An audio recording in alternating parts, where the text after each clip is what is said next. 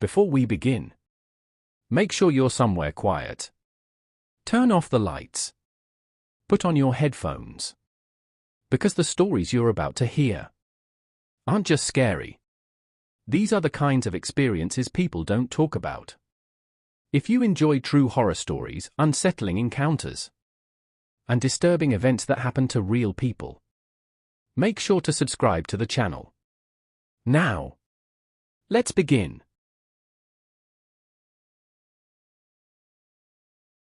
I live alone now, but the night this happened, I was still staying in my childhood home. It's a small house at the edge of a quiet neighborhood, no streetlights on our road, trees lining both sides, and a long gravel driveway that crunches loudly whenever a car pulls in. Growing up, I always liked the isolation. It made the place feel safe. Private. That changed one night in October. I remember the exact time because I checked my phone afterward, 2:17 a.m. I was half asleep on the couch, TV still on, when I heard it. A sound outside. Not loud. Not sudden. Just movement. Something shifting near the side of the house. At first, I thought it was an animal, maybe a raccoon or a stray cat. We got those sometimes. I muted the TV and listened. That's when I heard footsteps. Slow. Careful. Crunching lightly on gravel. They stopped near the side window. My stomach tightened. I stayed still, barely breathing, listening with everything I had. Then came a soft scraping noise, like fingers brushing against the exterior wall. Someone was outside. I sat up slowly and reached for my phone, the screen lighting up my hands. No notifications. No missed calls. Just the time glowing back at me. 2:17 a.m. Then I heard it again. A knock. Not on the front door. On the side door, the one that leads into the laundry room. The one nobody ever uses. 3 knocks. Slow. Deliberate. Not loud enough to be aggressive, but not casual either. The kind of knock that says I know you're awake. I didn't move. The knocking stopped. Silence returned, thick and heavy. Then I heard a voice. A man's voice. Low. Calm. Too calm. Hey, he said softly. I know you're in there. Every hair on my body stood up. I didn't respond. The voice continued, closer to the door now. I just need you to open it for a second. My heart was pounding so hard I was sure he could hear it through the walls. I'm hurt, he added. My phone died. I just need help. Something about the way he said it felt rehearsed. Too smooth. Too patient. I slowly stood and crept toward the hallway, keeping my steps silent. From there, I could see the shadow under the side door. There was someone standing right on the other side. Not moving. Just waiting.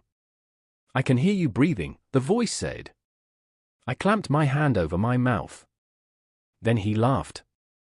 A short, quiet laugh, like he was amused. That's okay, he said. I can wait. The shadow under the door shifted. Then moved away. I thought maybe he was leaving. I was wrong. The footsteps moved around the house. Past the windows. Around the back. Then toward the front. I heard him step onto the porch. I ducked down behind the couch, heart racing. The front door handle rattled. Once. Twice. Locked. Then came another knock, this one firmer. Open the door, he said, no longer pretending to be friendly. I stayed silent. Minutes passed. Then something happened that still makes my blood run cold.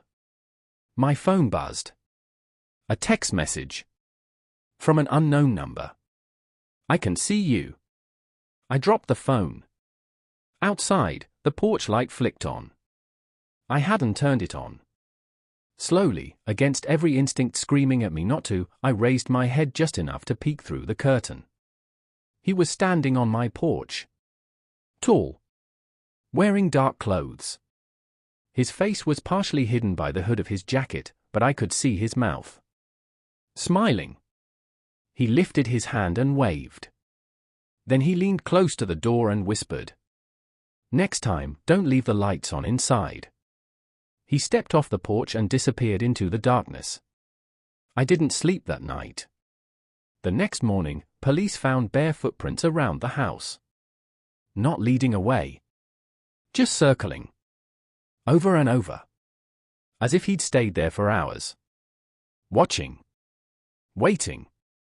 I moved out 2 weeks later. But sometimes, late at night, I still hear knocking in my dreams. And I never answer. I didn't believe in security cameras. Not really. I always thought if someone wanted to hurt you, a little blinking red light wouldn't stop them. But after a series of break-ins around my neighborhood, my girlfriend convinced me to install one anyway. Just a basic system, front yard, backyard, and one facing the side of the house. I never thought I'd regret it. This happened in early November, right after the time change. Nights were longer. Darker. Quieter. The kind of quiet where every sound feels like it's meant just for you. My girlfriend was working a night shift that weekend, so I was home alone. Around midnight, I locked up, turned off the lights, and went to bed. I woke up at 3:04 a.m. to a notification. Motion detected, side yard camera. Half asleep, I checked my phone. The clip showed nothing. Just my side yard. Fence. Trash bins.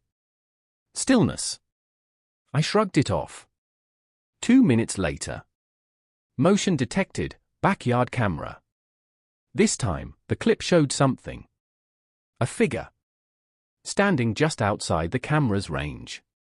Only part of his shoulder was visible. Not moving. Not entering. Just there. My chest tightened. I rewound the clip frame by frame. The timestamp said he'd been standing there for 6 minutes before the camera triggered. 6 minutes of someone standing motionless in my backyard. I sat up in bed and listened. Nothing. No footsteps. No voices. Then another notification buzzed. Motion detected, side yard camera. I opened it immediately. The man was closer now. Fully in frame. Tall. Thin. Wearing a dark jacket and gloves. His hood was up, but I could tell he was facing the house. Facing my bedroom window. I froze. He didn't move. Didn't pace. Didn't look around. Just stood there, staring. I whispered, "What the hell?" And that's when he tilted his head. Slowly. Like he was listening. Then he raised his hand. And waved. I nearly dropped my phone. I wanted to scream. To call the police. To turn on every light in the house. But fear does something strange, it convinces you to stay quiet. To stay hidden. The camera feed froze for a second. When it refreshed. He was gone. I waited. 30 seconds. A minute. Nothing. I finally worked up the courage to check another camera. Front yard camera. He was standing on my porch. Right in front of the door. Looking directly into the camera. This time, I could see his face. He wasn't smiling. He wasn't angry. He looked curious. Like I was a puzzle he was trying to solve. Then he leaned forward and tapped the camera lens. Once. Twice. The feed cut out. My phone buzzed again. A new notification. Not from the camera app. A text. From an unknown number. Your back window doesn't lock. I felt my stomach drop. I didn't move. I didn't breathe. I heard a sound downstairs. A soft click. Then another. Someone testing handles. Slowly. Methodically. I grabbed my phone and dialed 911, whispering into it as the dispatcher answered. I told her someone was outside my house, possibly inside. She told me officers were on the way. Then my call dropped. No signal. Downstairs, footsteps moved across the living room. Not rushed. Not sneaky. Confident. Like he had all the time in the world. I heard him stop at the bottom of the stairs. Then. A voice. Quiet. Close. I know you're awake, he said. My blood turned to ice. I've been watching you sleep for weeks. I bit my hand to keep from making a sound. Footsteps began climbing the stairs. One. At a time. Each step slow and deliberate. I locked my bedroom door and backed into the corner, holding my phone like it could protect me. The steps stopped right outside my door. Silence. Then a soft knock. Don't worry, he said gently. I won't come in tonight. Relief flooded me, until he added. I just wanted to make sure you saw me first. I heard his footsteps retreat. Then the front door opened. And closed. The police arrived 10 minutes later. They found no signs of forced entry. But when they checked the camera system, every clip from that night was gone. Deleted. Except one. A still image saved at 3:18 a.m. It showed my bedroom window. From outside. With the curtain slightly parted. And me standing inside. Holding my phone. Staring back. I don't live there anymore. But sometimes, late at night, I still get notifications. From a camera system I don't own. And I never open them.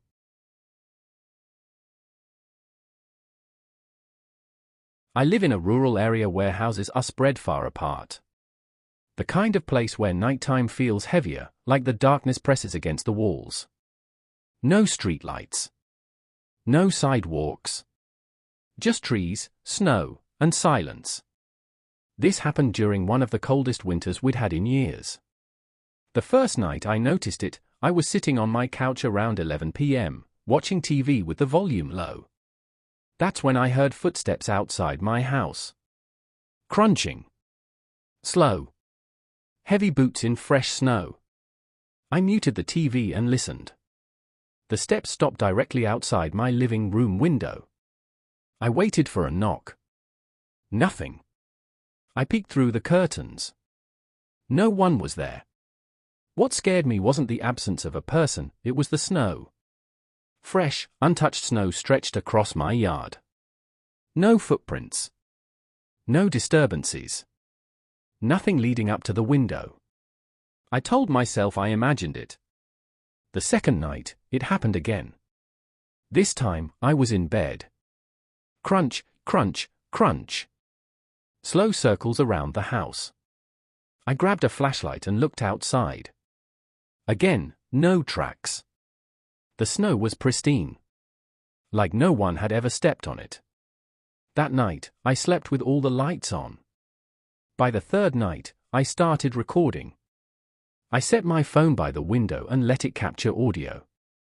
At exactly 2:37 a.m., the footsteps returned. Louder. Closer. Then something else. Breathing. Right outside the glass. Low. Controlled. Intentional. I checked the recording in the morning. The footsteps were there. The breathing was there. But what froze me was the final sound. A whisper. Barely audible. I know where you sleep. I called the police. They came out, looked around, shrugged, and told me it was probably animals or thermal expansion from the cold. They suggested motion lights. I installed them the same day. That night, when the footsteps returned, the lights never turned on. They didn't trigger. But the sounds moved closer. Right beneath my bedroom window. Then something touched the glass. Not a tap. A slow drag.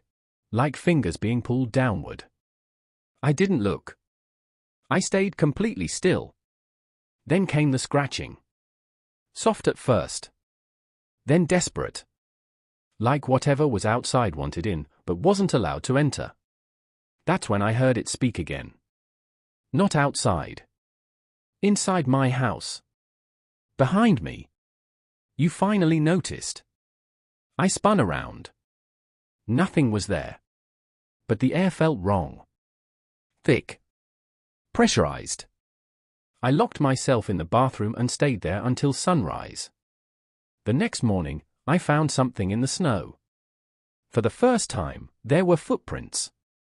But they didn't lead to my house. They led away from it. Starting directly beneath my bedroom window. Bare footprints. Human. Too long. Too narrow. And spaced far apart, as if whoever made them wasn't walking normally. I moved out 2 days later. The new owners lasted less than a month. I still have the audio recording. I listened to it once more, months later, wearing headphones. I noticed something I hadn't before. Underneath the footsteps. Underneath the breathing. Another sound. A second set of footsteps. Already inside the house. Moving. Before the ones outside ever began.